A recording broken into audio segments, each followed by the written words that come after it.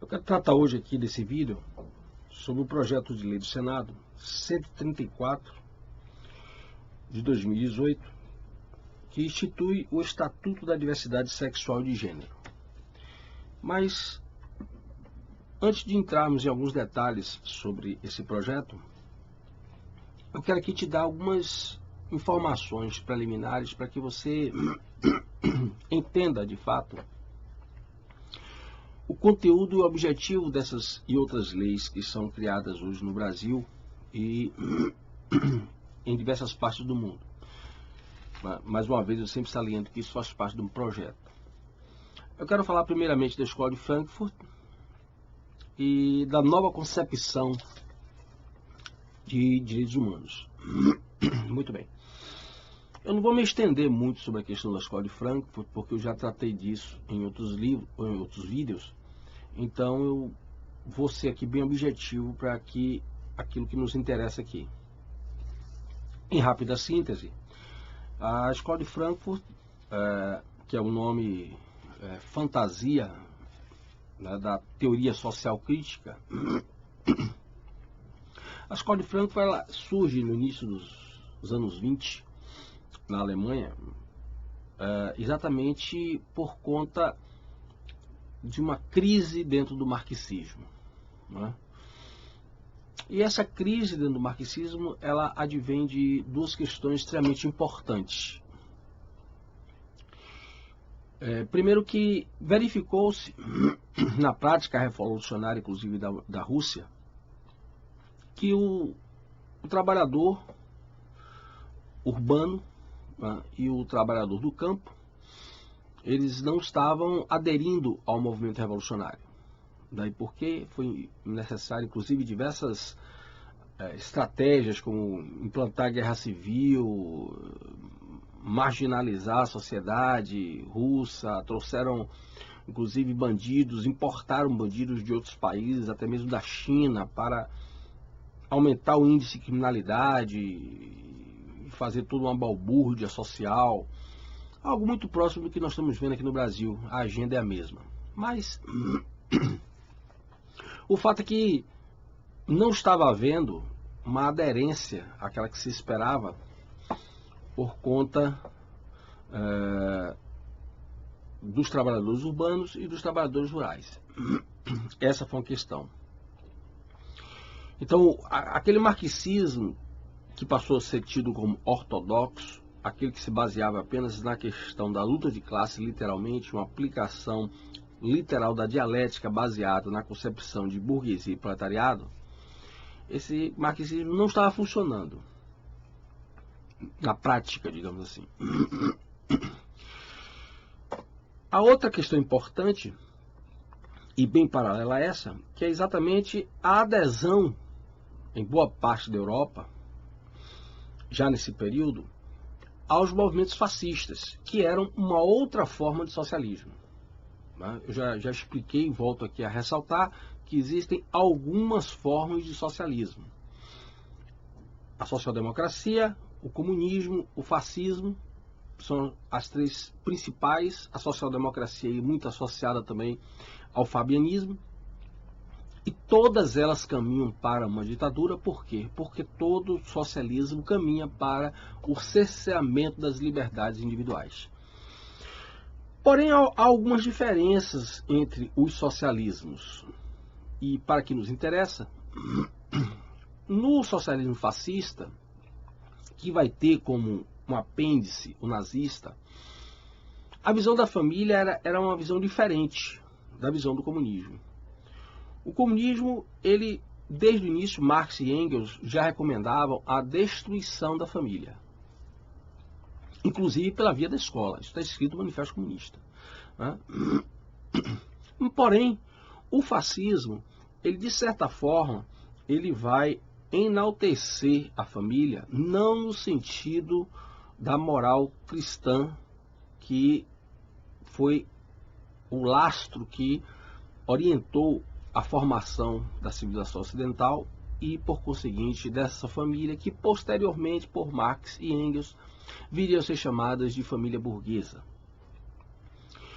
O enaltecimento que era dado pelo fascismo e pelo nazismo era no sentido exatamente de uma purificação racial, né? E a criação de um novo homem, como toda proposta revolucionária tem, né? A criação de um novo homem, porém atrelados, principalmente no nazismo, à questão da purificação racial.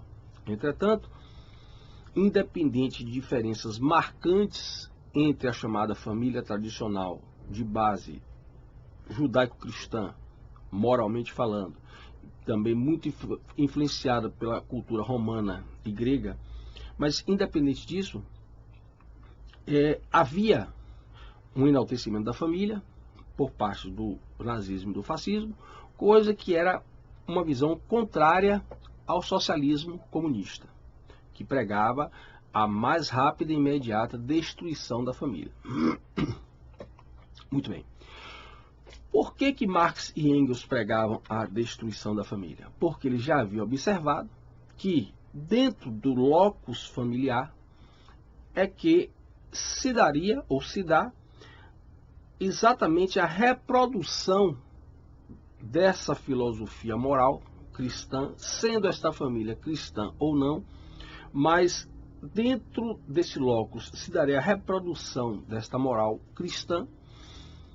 E daí porque, para destruir a civilização ocidental, seria preciso destruir o cristianismo e também esta família como elemento reprodutor dessa moral chamada agora pelos frankfurtianos, pelos marxistas e pelos frankfurtianos, de uma moral repressora.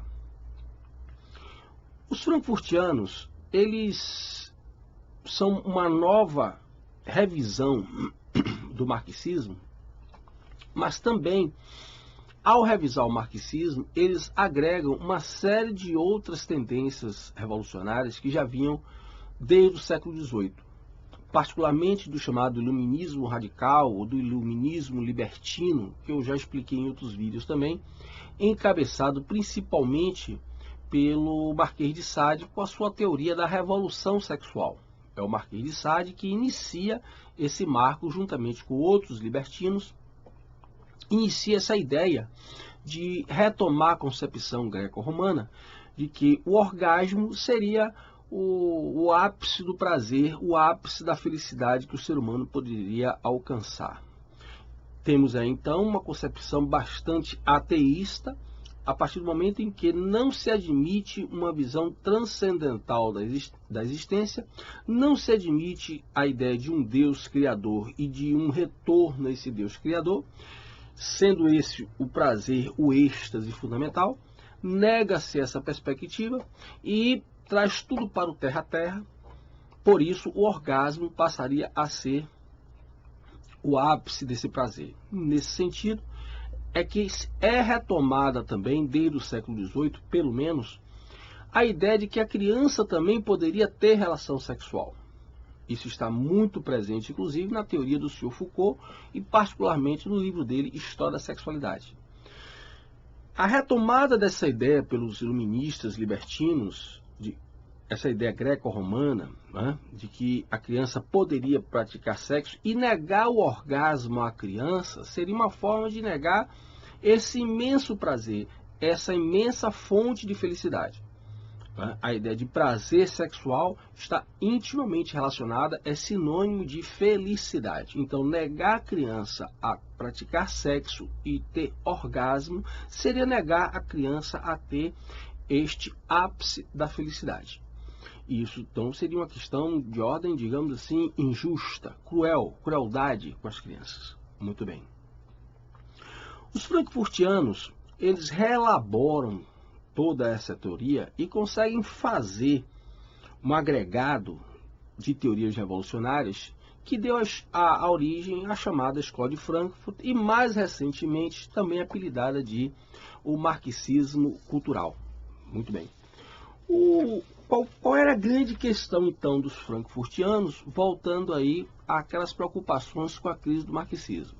Essa segunda crise, como eu estava dizendo, esse segundo fator dessa crise, como eu estava dizendo, residiria exatamente no fato de que, nos países fascistas, os governantes, a princípio, a princípio, chegaram ao poder através do voto, o próprio Hitler. E isso chamou a atenção. O que estaria fazendo com que as pessoas escolhessem o fascismo e não o comunismo? É aí que, por parte do senhor Adorno, do senhor Horkheimer, do senhor Erich Fromm, também do senhor Wilhelm Reich, começa a aparecer a teoria da família autoritária.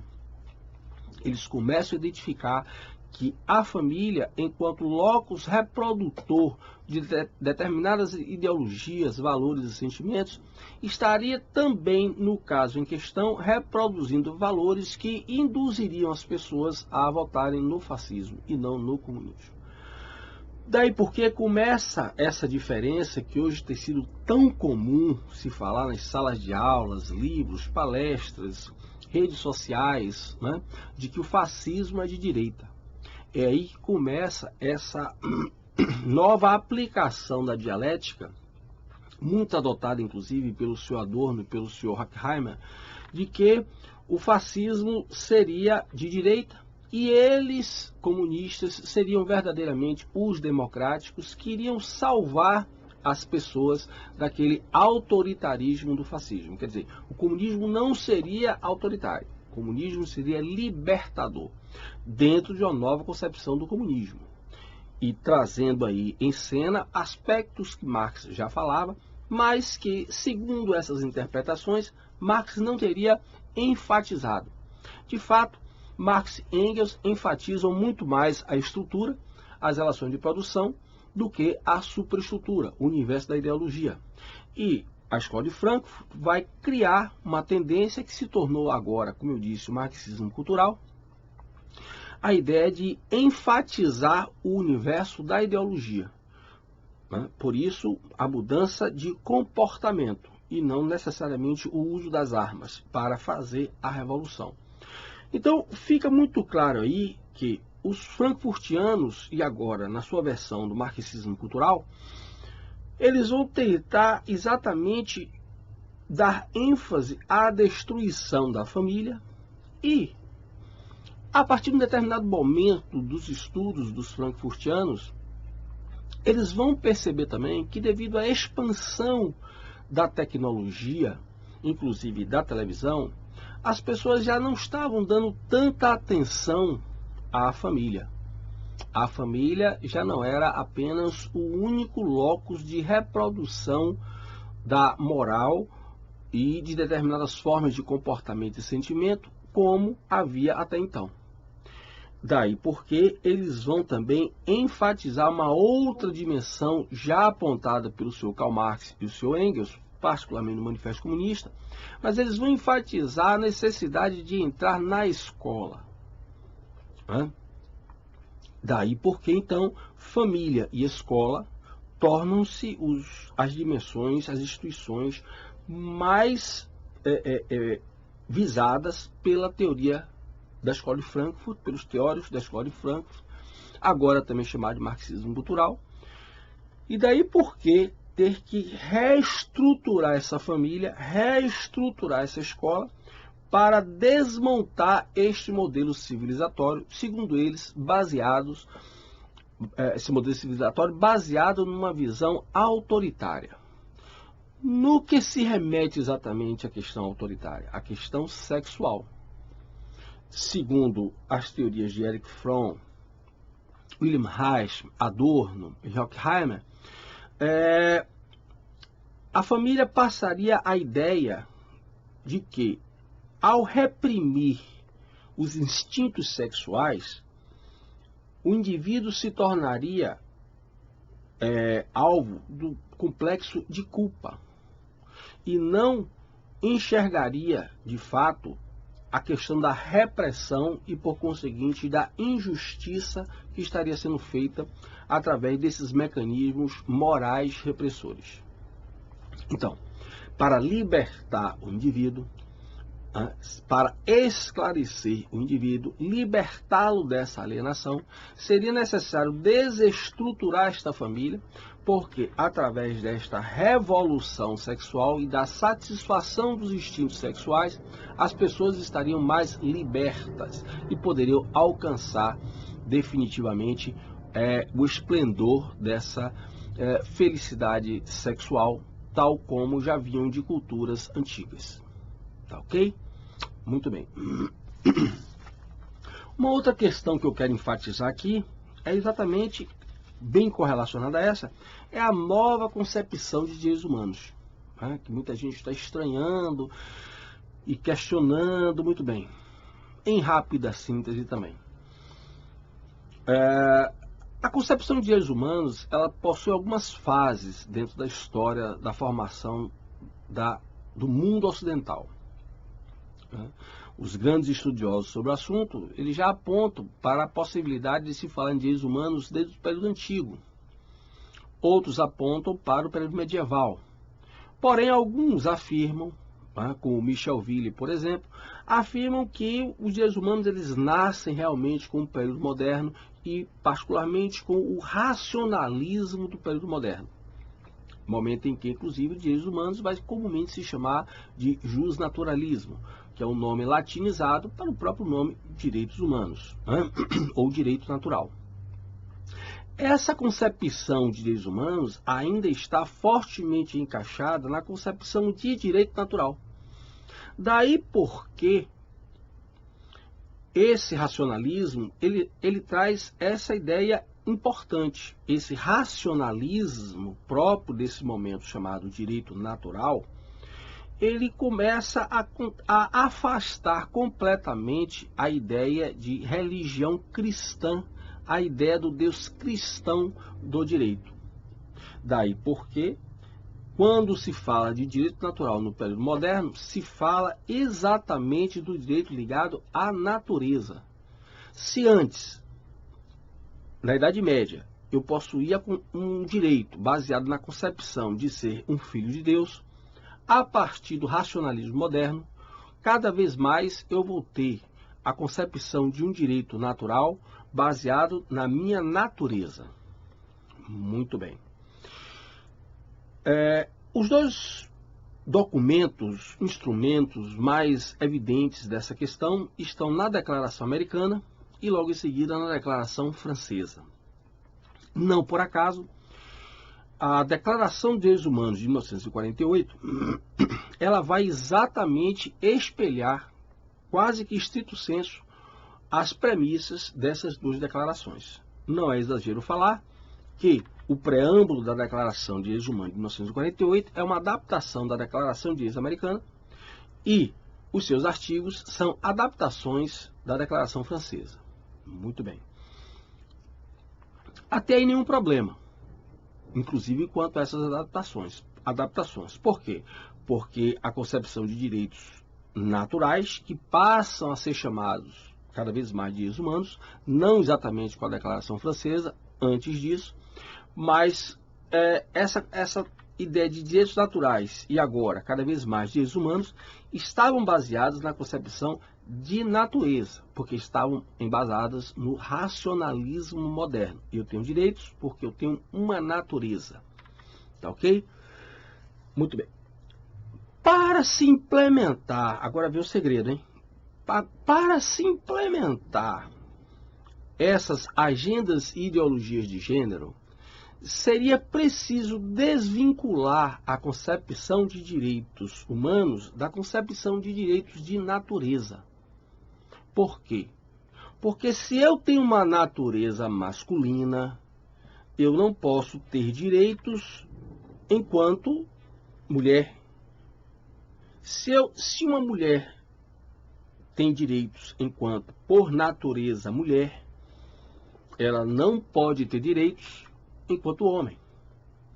Ou seja, a possibilidade de direitos baseados na agenda de gênero e na agenda LGBT ficariam inviáveis de serem implantados, uma vez que esses direitos humanos ainda estavam embasados na concepção de direitos de natureza. Eu tenho uma natureza.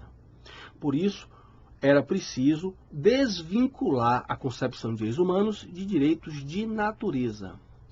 Passa-se então cada vez mais a adotar a visão revolucionária neomarxista frankfurtiana e implantar na concepção de direitos humanos uma nova ideia de direitos não mais baseados na natureza. Por isso é possível, a partir daí, implantar determinados direitos ligados à questão da sexualidade, sexualidade, agora genericamente chamada de questão de gênero. Muito bem.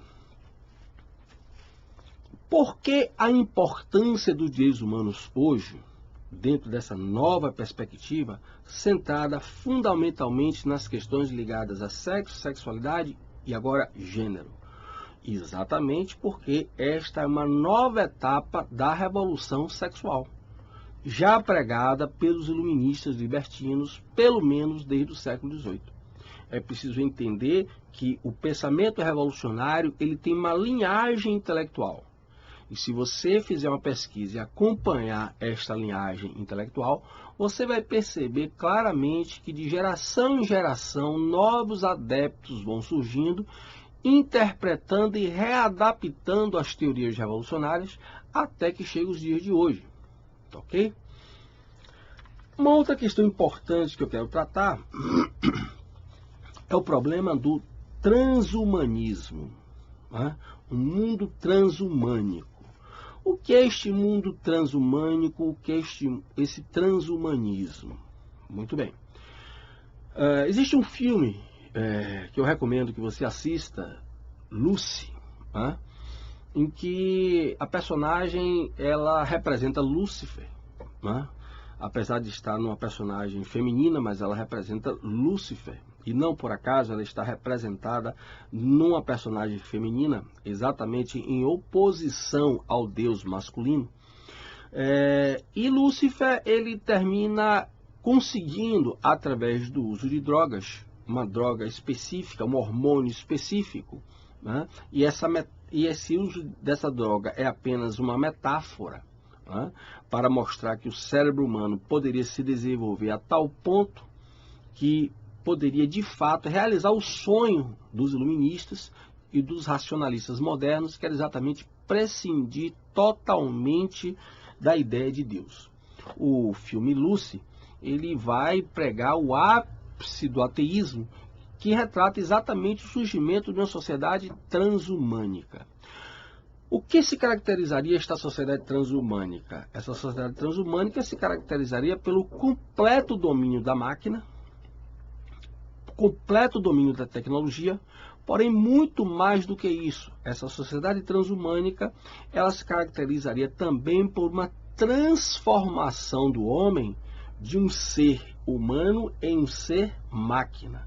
Daí porque a ideia do transhumanismo traz assim a ideia de que nós não vamos falar mais de uma vida eterna num mundo transcendente, num mundo de um Deus, num céu. Nós vamos falar de uma transcendência agora, cada vez mais nos transformando em máquina. Se você pensa que isso é mera ficção científica, como muitas vezes fazem a interpretação desses filmes, lembre bem que nós já estamos nessa fase do transhumanismo, né? Nós estamos numa fase já em que está se estabelecendo uma série de desenvolvimentos tecnológicos que, através desses desenvolvimentos tecnológicos, nós podemos alcançar determinadas melhorias de qualidade de vida. A princípio, isso é visto como bom, e eu também vejo, né? Alguém que perdeu um membro poder colocar uma prótese, né? Alguém que, por um motivo ou outro, ficou paralítico das pernas e, através de uma prótese, de um chip, voltar a andar. Isso, sem dúvida, que é maravilhoso. Porém, esse projeto ele não para aí. Isto é apenas uma fase de testes e de desenvolvimento da tecnologia para rumo a um futuro em que todos nós não precisaremos mais de nenhum desses membros humanos de carne e osso e iremos substituir esse corpo humano por máquina. Nós vamos nos eternizar através, inclusive, do que já vem sendo chamado de uma inteligência artificial.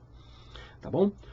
Muito bem. Só que, paralelo a isso, para se chegar a esse mundo transhumânico, eu já falei que os momentos evolucionários, eles possuem fases. E essas fases, nem sempre elas estão muito bem delineadas. Muito bem. Então, para se chegar a esse mundo transhumânico, onde nós possamos aceitar com muita alegria e satisfação nos transformarmos em máquinas e vivermos a vida eterna enquanto máquinas, é preciso que haja toda a completa destruição dessa visão, dessa cultura em geral, que se chamou civilização ocidental, baseada, como já disse, fundamentalmente no cristianismo. Muito bem. Daí porque a importância de você observar determinados detalhes da agenda feminista e da agenda LGBT, que fazem parte desse projeto. Daí porque o transhumanismo, a transexualidade, é uma primeira etapa para esse transhumanismo, para preparar os seres humanos para serem aquilo que eles não são a partir do seu nascimento. Transformar um corpo em outro através de uma cirurgia é apenas a primeira fase de uma nova revolução cultural, em que no futuro nós não mais apenas aceitaremos a mudança de um corpo em outro, no sentido carne, orgânico, mas passaremos a aceitar a transformação de um corpo em máquina. Tá ok? Muito bem. Feito isso, então, dadas essas explicações preliminares, é importante agora a gente adentrar em algumas questões importantes, que eu apenas salientei alguns detalhes que me chamaram a atenção ao analisar esse projeto. Muito bem, vamos lá então.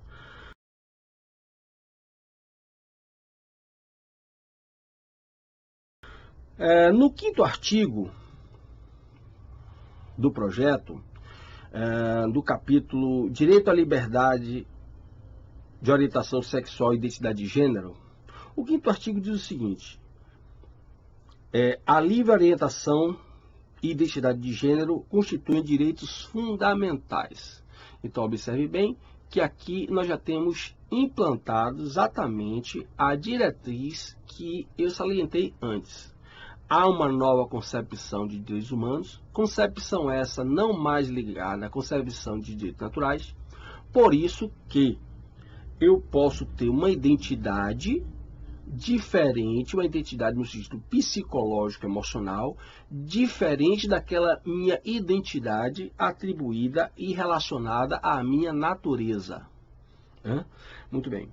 Ninguém pode ser privado de viver plenamente de suas relações, a plenitude de suas relações afetivas e sexuais, vedada qualquer ingerência de ordem sexual, social ou familiar.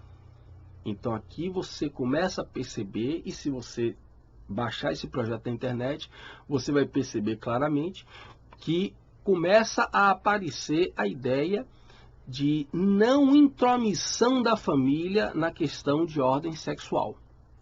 Observe que os termos aqui, muitas vezes você vai perceber que os termos estão ligados à pessoa, e criança também é pessoa.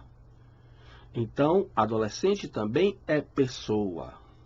Então, quando você está ligando a ideia, relacionando a ideia de direitos sexuais a direito de pessoa, o projeto de lei, ele não faz distinção de idade. Quando faz distinção de idade, nós vamos ver logo em seguida, é exatamente para anular mais ainda a possibilidade da família se intrometer, particularmente os pais, se intrometerem na questão sexual dos seus filhos. Tá certo? Parágrafo 2º, cada um tem o direito de conduzir sua vida privada,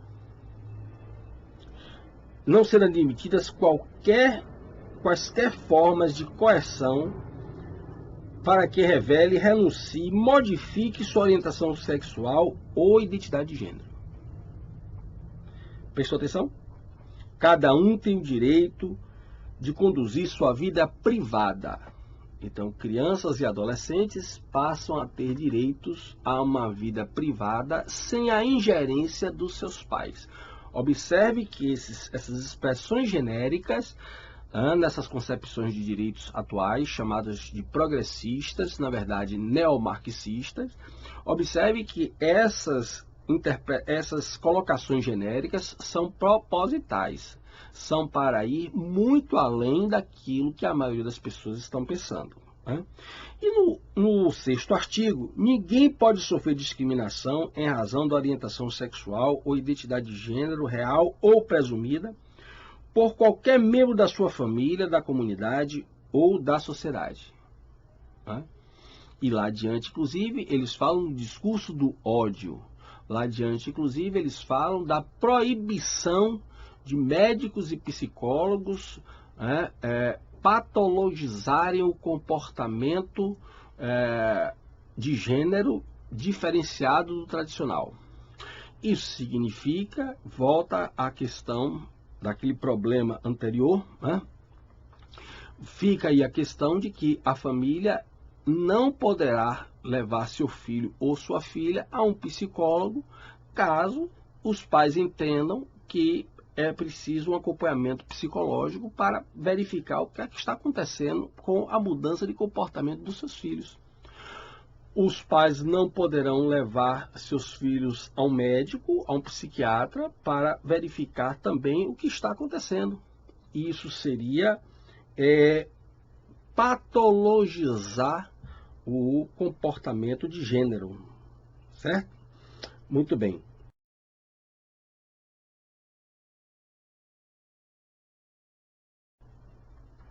Em seguida, no artigo 12, ele fala: todas as pessoas têm direito à constituição da família e são livres para escolher o modelo de entidade familiar que lhes aprouver, independentemente da orientação sexual ou de gênero.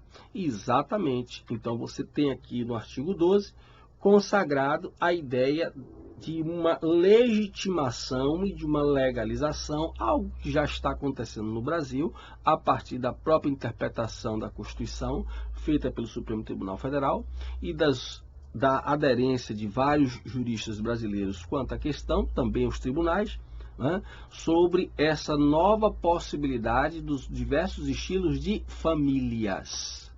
Então, nós temos exatamente um ataque direto ao modelo tradicional da família de moral judaico-cristã. Porque, como eu já expliquei, quando o pessoal fala de família burguesa, principalmente os revolucionários, isso é uma bobagem.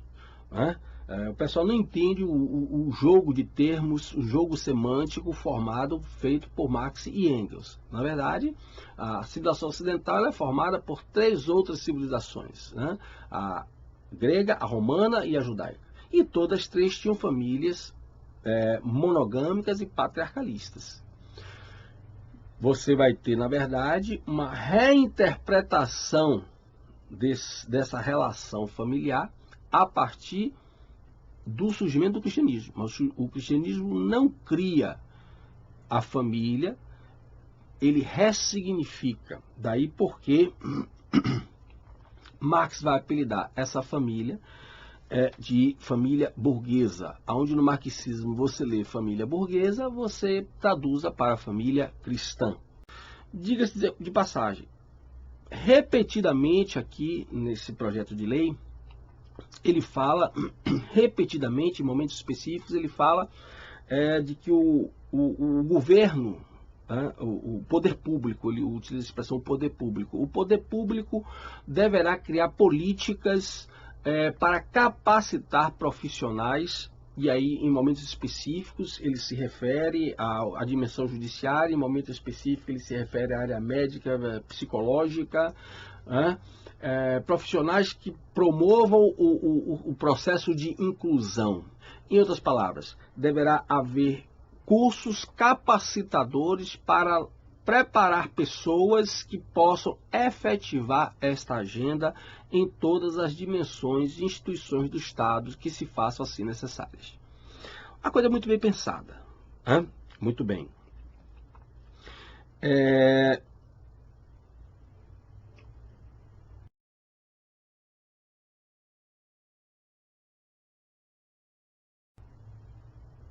Aqui nós temos também, no artigo 49, médicos, psicólogos e demais profissionais da área de saúde não podem promover qualquer ação que favoreça a patologização, como eu falei antes, né, da orientação sexual e identidade de gênero, e nem adotar ação coercitiva tendente a orientar lésbicas, bissexuais, transgêneros ou intersexuais a submeterem-se a tratamentos não solicitados. É vedado, parágrafo único do artigo 49, é vedado aos pais compelirem os filhos a realizarem terapias visando a mudança de sua orientação sexual ou identidade de gênero, devendo ser respeitada sua peculiar condição de pessoa em desenvolvimento. Então, observe que está consagrada a ideia de afastamento da família, inclusive no que diz respeito à ideologia implantada pela agenda de gênero nas escolas. A partir daqui, os pais não poderão mais se intrometer nessa questão, né? Porque esse termo, né, promover qualquer ação que favoreça a patologização, isso tem uma concepção também muito ampla, né? E qualquer ação contrária a essa mudança sexual por parte do filho, criança ou adolescente, os pais poderão ser acusados de discurso do ódio, que está previsto lá adiante, e poderão ser acusados de estarem patologizando, juntamente com algum profissional que lhe faça referência, uma patologização do comportamento do seu próprio filho. Uma outra coisa importante, né? Então vamos entrar na escola.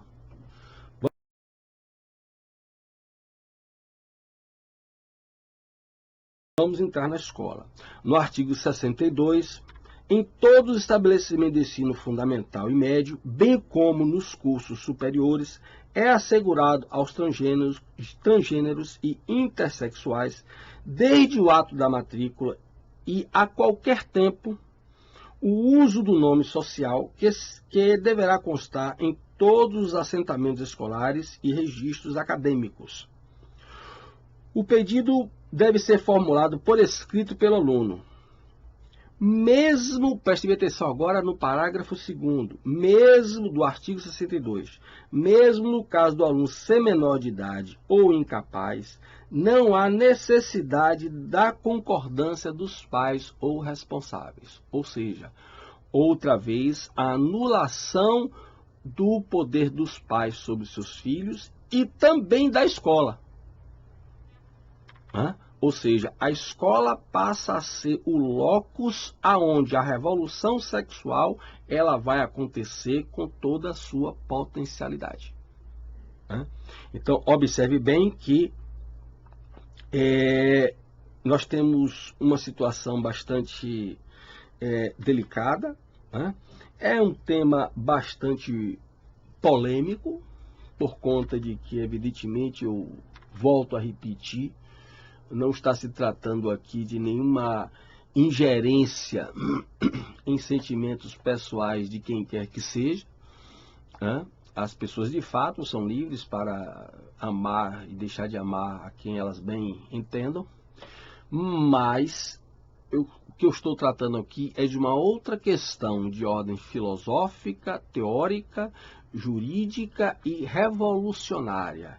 É o universo do direito, o universo da família, o universo da escola, passando propor um processo de reengenharia social visando implementar definitivamente a agenda de gênero com a sua ideologia de gênero, que é uma fase áurea, como eu costumo dizer, da revolução sexual já iniciada desde o tempo dos iluministas e libertinos.